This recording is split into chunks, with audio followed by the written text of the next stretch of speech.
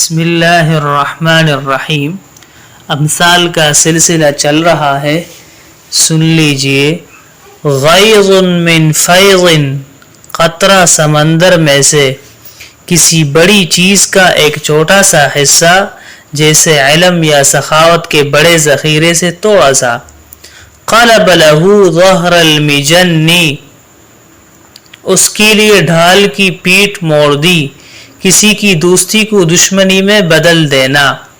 کالمستجیر من الرمضاء بالنار، جیسے کوئی گرمی سے بچنے کے لیے آگ کی پناہ لے، ایک مصیبت سے نکل کر کے دوسری بڑی مصیبت میں جا پھنسنا۔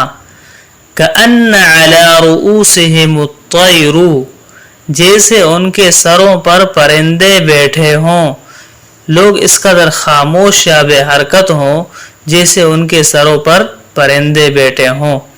کسر شوکتہ، اس کی طاقت توڑ دی، کسی کو کمزور کرنا یا اس کی طاقت کو ختم کر دینا۔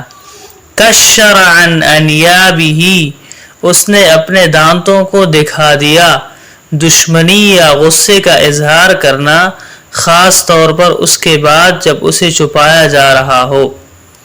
کل فتاۃ بابیہا معجبۃ، ہر لڑکی اپنے باپ سے متاثر ہوتی ہے۔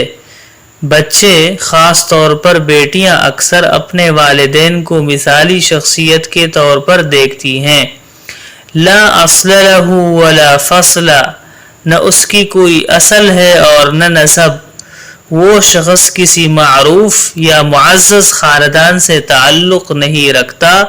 اکثر یہ کہاوت اس شخص کے سماجی حیثیت کو کم کرنے کے لیے کہی جاتی ہے۔ امید ہے آپ کو پسند آ گئے ہوں گے۔ یاد کیجئے۔ جزاکم اللہ خیر۔